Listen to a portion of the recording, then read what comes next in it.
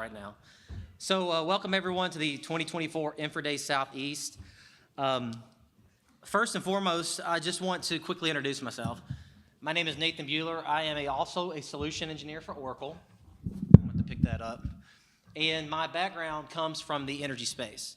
I spent the better half of my career working on large capital projects where we were focused more on the energy infrastructure for the Tier 1 utilities.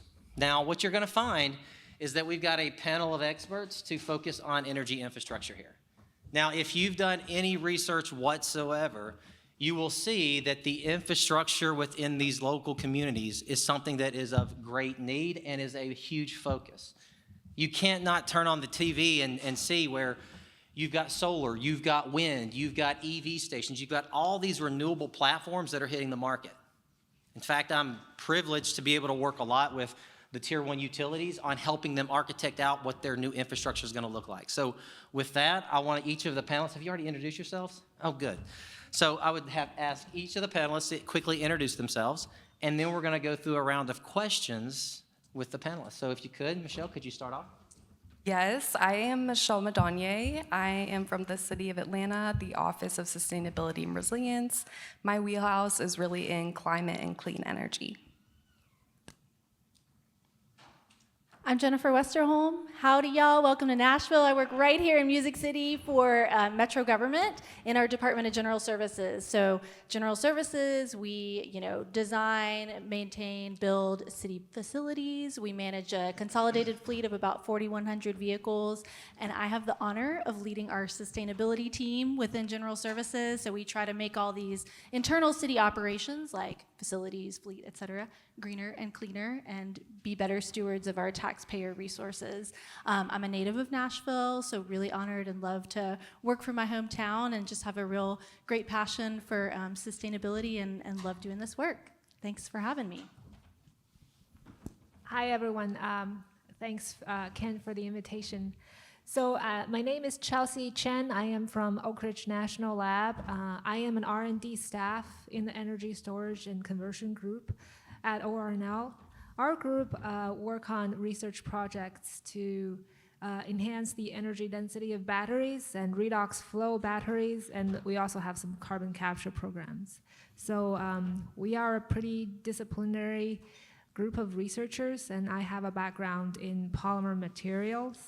I lead a program in solid-state batteries. Very good. So with that, I did not tell you where I was from, but I am actually local to the Nashville area. Was born and raised just east of here in Lebanon. Moved to St. Louis for about 15, 16 years, and it all kicked in. I came back home.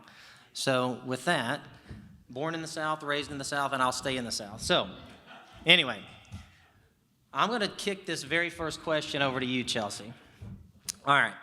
So we know that there's a lot going on in the electrical industry, or the electrical energy space. And we see nonstop reports on AMI, renewables, storage, cybersecurity. Chelsea, why don't you just get us started by sharing some of the research that you were involved in around the energy infrastructure, specifically what you're doing within the EV battery landscape here in Tennessee? Yeah, thanks, Nathan. So just out of curiosity, who here has an EV? Actually, not very many. So I also have an EV. So, but EV industry is growing at a pretty fast pace if you look at global market. And the US market is a little bit lagging, but it's definitely catching up. So currently, all the EVs have lithium-ion batteries in it. It's a nickel-based cathode, liquid electrolyte, and graphite anode chemistry. And such an EV, I think the highest range is 330 miles on a single charge. If you don't use AC, you don't have hills on a warm day and everything. And so our R&D job is to increase the energy density of current batteries. And what does that mean? We want to push the energy into a smaller volume, more higher energy into a smaller volume so we can pack more energy into a car. if we switch from the graphite anode to a silicon anode, we might be able to increase the energy density by 25%. Nominally, that means your car will run 410 miles. I can get from Knoxville to Nashville and back without any charge, but now I have to charge once. So further, if we could replace that graphite anode with lithium metal anode, we can theoretically boost the energy density almost 100%. That means a car running on a lithium metal battery could run 590 miles. That we're talking about competitive to gasoline-powered cars. So that's our R&D mission, is to make more powerful energy-dense batteries. So our stakeholder is the Department of Energy. And the Department of Energy is looking at bigger, more larger scale problems in terms of energy infrastructure. It's not directly related to my research, but we are aware of this problem, which is the supply chain. And with the growth of the EV industry and government incentives, from the private sector, we want to build more battery manufacturing capabilities domestically. And I think the Southeast states, especially Tennessee, is having great opportunities in this era. I know that all 4 big car manufacturers are building new battery plants in Tennessee. Ford is building one in Memphis, and GM is building one in Spring Hill, here near Nashville. And Nissan is having one, and a Volkswagen is also building one in Chattanooga. So, so this is great for building up our domestic manufacturing capabilities for batteries. Also, with the new anode chemistry that on the horizon that's being developed right now, there's also a need for upstream supply chain. For example, current graphite is mainly produced in China. The US, the North America actually does not have a lot of graphite capabilities. So with the recent bipartisan infrastructure law proposals, the Department of Energy is giving a lot of money to private sector to build up these domestic manufacturing capabilities. I think a company based in Chattanooga just won $100 million to expand graphite anode manufacturing capability. And also, Piedmont is building a lithium plant here in Tennessee. And we also have a silicon company, Walker, here, building up a site to manufacture silicon-based anode. So the EV industry and the related supply chain, there's a lot of opportunities here to expand our infrastructure. Thank you, Chelsea. So what I want to just add is it's great to see that Tennessee is getting a lot of that business. That's amazing. One thing I will add also from a more of a generation standpoint is many of you, and even in the Southeast, we look a lot at solar. We were talking out in the hallway how this lithium technology and maybe even losing the silicon is going to be able to hopefully look at extending that into more solar panel, solar battery backup, hopefully making it a little bit more affordable. All right, so the next question is going to be directed at you, Michelle. So, thank you, Chelsea. So, Michelle, can you share how energy plays into meeting the greenhouse gas emissions reduction goals in Atlanta? Yes. So energy is huge in greenhouse gas emissions. So for our community inventory, it actually represents 67% of our greenhouse gas emissions. So it's really a great opportunity to expand. And we really look at it in 2 different buckets. So the community side and then the municipal. So community is really our grid, and then municipal plays into that. But the grid and technology is really modernizing, and our energy portfolios are also diversifying, which is really important because then we can reduce emissions. and we're looking at increasing, and this also creates more resilience. So that's really something that we're looking to do. So to really tackle this, one way is to do battery storage as a demand response. So we're advocating that at the utility level, and then also looking at different ways to put this into our municipal operations. So we have a solar energy procurement agreement, which is how we do our rooftop solar. So we don't pay for the capital, but we pay for an energy price for our rooftop solar. So we're actually on phase 4, and we're energized at 36 sites. So we're rapidly expanding on renewables, but also looking into energy efficiency and other ways to really tackle renewables as well. So waste to energy is a huge bucket, and then some other colleagues of mine right now are on a tour looking at a geothermal site in Atlanta. So those are just kind of the ways that we're looking at operations, but also really revamping our codes and ordinances. So we have, for example, a sustainable building ordinance, which builds to LEED Silver for all of our new city buildings, and then an EV readiness ordinance, which makes buildings more EV capable.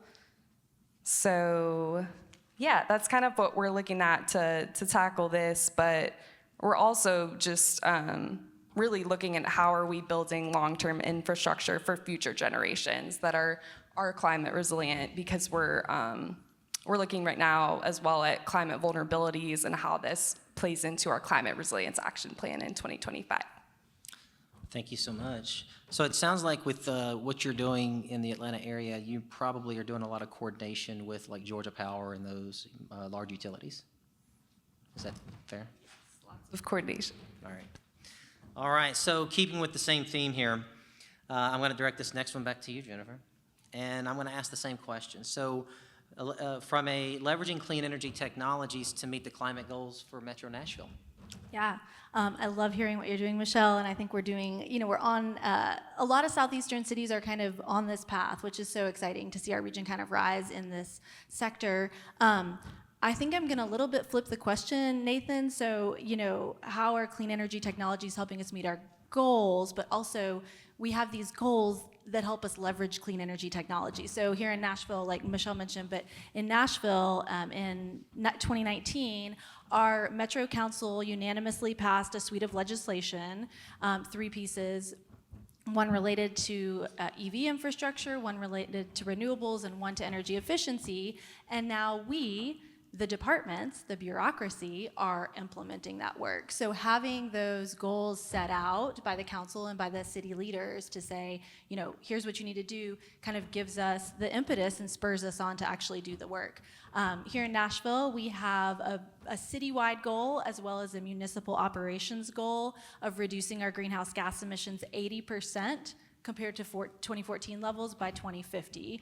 So that's kind of like big picture, what we're looking toward, which is, we're a growing city, we're growing, and there's a lot of construction, a lot of people coming in, a lot of traffic. So that's a lofty goal, I would say, but that drives a lot of our work. And so for me, I speak on behalf of our General Services Department, so we're looking primarily at internal city operations, and that suite of legislation really drives the work that we do, so I want to break that down a little bit more. So the first thing is we have a consolidated fleet in Metro government, 4,100 vehicles, so police, fire, parks, all the things, and we are mandated to electrify all non-emergency fleet vehicles by 2050. And we have stair-step goals there, like by 2025, we have to be 25% low or no emissions, and then it kind of ramps up to 2050.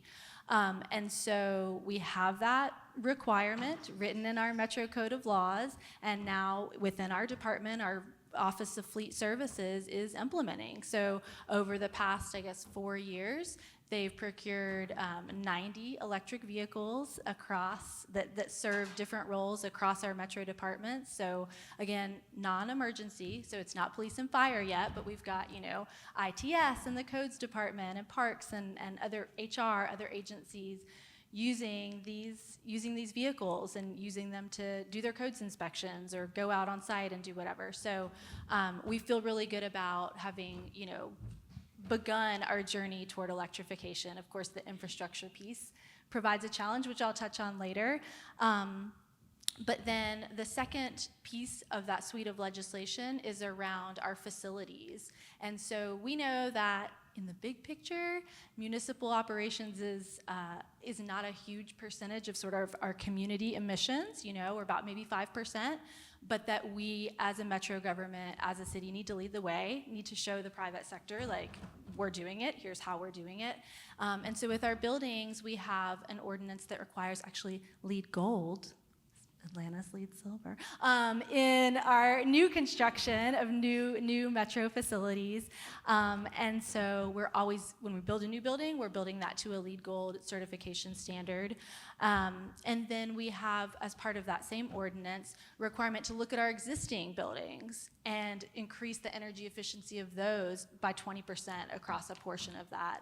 As well, we are required to look at 12.5% of our portfolio and make it LEED Zero Energy, which, if any of you are familiar with LEED Zero Energy, it's essentially like a net zero where you're either producing on-site or producing off-site renewables to be equal to or greater than any energy that you're utilizing on-site. So these are like way above and beyond what we're doing right now, like real kind of stretch goals for us, but we're beginning to work toward a strategic plan to meet that goal. And then the last thing I'll just mention is we have a renewable portfolio standard. So that is that by 2041, that all energy utilized by the city government will be offset by tier 1 renewables, and that's like wind, solar, and that kind of thing. So looking at how we increase on-site solar, and I want to talk more about what you're doing with the leased solar, because we're doing that as well, but also large-scale off-site solar and leveraging that solar to scale. So. It'd be interesting to hear a little bit more on, when you look at solar, we were talking about this outside, Chelsea, is from a solar standpoint, are you looking at doing the battery backup to where they're going to leverage the solar on the building, or is it going to just backfeed the system? Yeah, we are not looking into battery backup now, but we're sort of maxing out on-site solar that can be used behind the meter directly at the facility so that we're avoiding kind of selling it back and that transaction, yeah. And just to kind of add to that, one of the biggest challenges that we're seeing in the utility side of the house, I meet with many of the largest utilities, is the constant up and down on the grid.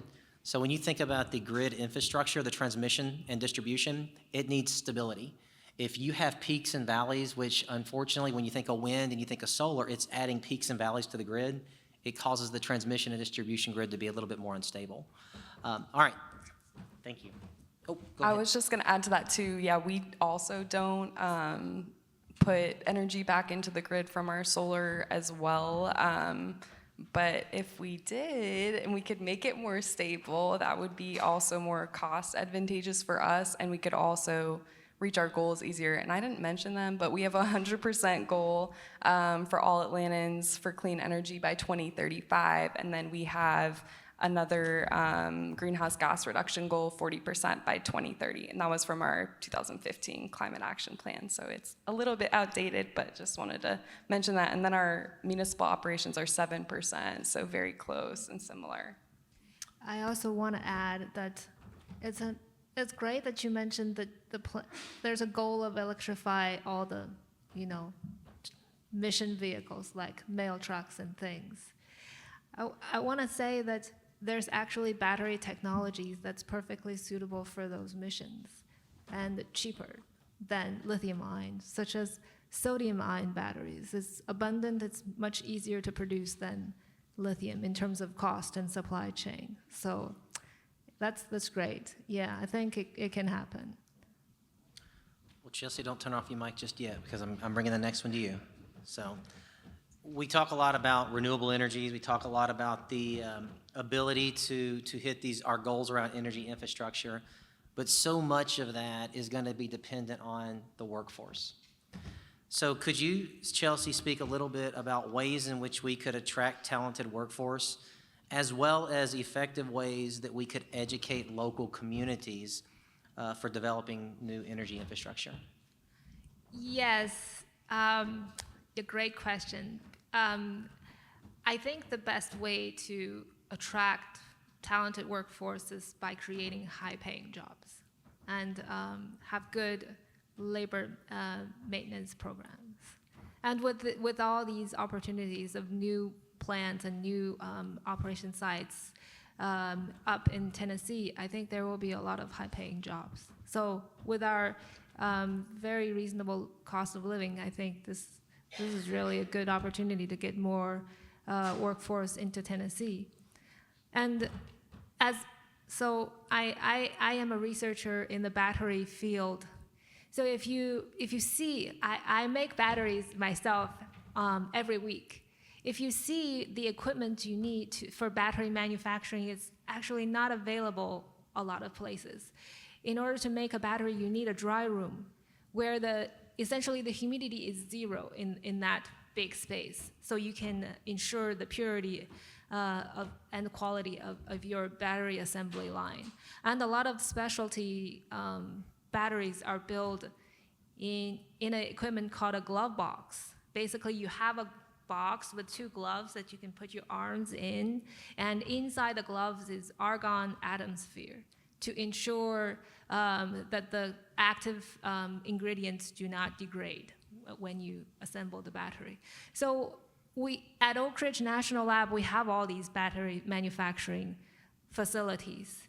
And it'd be really nice to show this to the external communities, how to make a battery, how these equipment work. So I myself am involved in two types of educational opportunities. One is through strategic partnership. For example, we have partnership with the University of Tennessee at Knoxville, where I can, through the joint Bredesen Center program, I can recruit graduate students. And these graduate students, they come to my lab and work using our equipment and do their research, and they take classes at UT Tennessee, UT Knoxville. So that's a really mutually beneficial program. And in recent years, we also built a program with Vanderbilt University. It's just a targeted seminar series where each month we have a PI, a principal investigator from Oak Ridge, going to Vanderbilt to give a seminar, just to make people aware of what's going on in these two institutions to promote communication and collaboration. I'm also co-organizing a similar event this year with Florida State University to let the students there know what's happening here at Oak Ridge National Lab, so that they are aware of our battery capabilities, and if they're interested, we'll open up our facility to them to show them how a battery is made. And a second way that I am engaging with our local community is through our internship programs, which I really like, because every summer we will all have opportunity to have interns come over, especially from the local community colleges, such as Tennessee Tech, Pellissippi, and also a lot of southeastern states universities students apply to our internship programs. These include undergraduates, and sometimes even high school people can come over to see our facilities. So I think these are the opportunities that we offer. But we'll be constantly thinking of how to involve more broader scale of exposure to these kind of opportunities. Thank you. All right, this next one, Michelle, I'm going to come to you. We all know that funding is and can be a big challenge on our projects. Could you walk us through some ways that Atlanta is applying the federal funding to help expand clean energy infrastructure? Yes, so the funding is flowing. So some of the different different ways that we're using the Inflation Reduction Act funding is we just partnered on Solar for All, which is a residential rooftop leasing program and also includes nonprofits. And a component of that as well is battery storage. So that was a $156 million opportunity that Georgia got with Capital Good Fund, if I didn't mention that. And then we also are doing energy efficiency. So for our energy efficiency conservation block grant funding, we're working on different ways to upgrade our buildings, as you mentioned earlier. And then another partnership we have going is with the Southeast Energy Efficiency Alliance and National Renewable Energy Lab at looking at building performance standards and how to equitably research that and potentially build that out.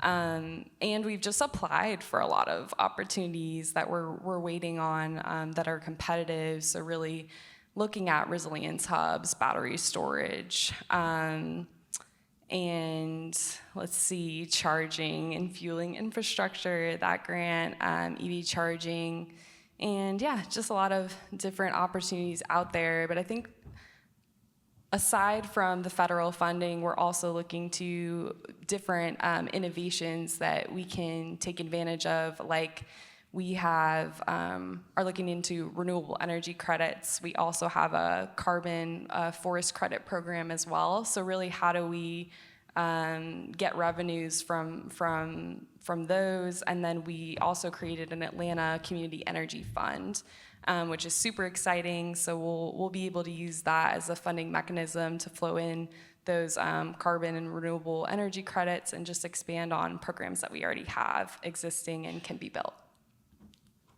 Thank you. Okay, so this is going to be the last question. I'm going to ask it to you, Jennifer. So when it comes to successes and challenges on renewable projects, could you walk us through some successes and challenges that you've encountered when executing renewable projects? Sure thing, Nathan. Love that question. So yeah, I'll talk specifically about like our work in trying to expand solar, and then electric vehicles. So with solar, our mayor's office under our former mayor commissioned a solar feasibility assessment. They looked at 600 rooftops that Metro owns across the county for whether or not you could put solar panels there. Is there shade? Is there, does it make sense to put it there? And so we have this fantastic roadmap for all of these properties across our county that we control in some way or other to know what is the ROI, what does it look like over the life of the project, and where can we really focus the resources that are flowing from the federal government and the state government to really increase the amount of renewables we have on site at our facilities. It was over 100 megawatts of solar was identified in that study. We currently have solar on 13 of our buildings in general services. And one thing that's been interesting is historically, you build a new building and there's a little sliver of that project budget that's allocated towards solar. And it's usually not too big, and usually it can get value engineered out as the budget starts creeping and going over. So we've begun to leverage a tool, which it sounds like Michelle as well, but we just now have a contract that we can engage with 3 qualified vendors to do leased solar. So essentially we're getting proposals from them. There's no upfront capital. We're paying over the life of the project per kilowatt hour generated. There's various guarantees in there about producing at 90% efficiency after so many years and things like that.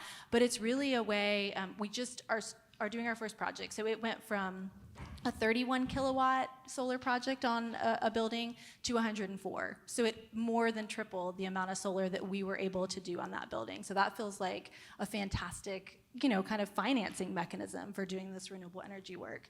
And I know we're running out of time, so I'll either stop or continue. You keep going if you need EVs to. really quick. Okay, and then just another, I think, area where we've seen successes and challenges is in our electrification of our fleet. So like I said, we have 90 EVs. We have 115 EV ports. They're all level 2 right now across over 28 facilities that we own and operate. About 36 of those are fleet facing.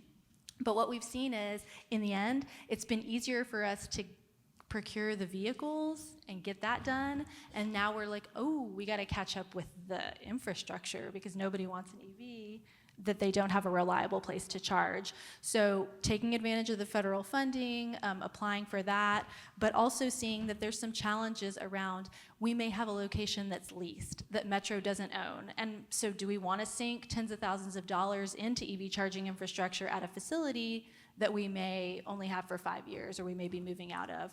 Same, our city employees who are assigned these vehicles aren't always stationary. So trying to match who's driving the EVs with where we need the charging infrastructure and finding the funding and doing it timely is a little bit of a shell game that I feel like, is a challenge for us to match that up as we, again, seek to meet our mandate of fleet electrification by 2050. Thank you so much. Guys, that concludes our panel. Hopefully you guys can pull these ladies aside and have conversations with them.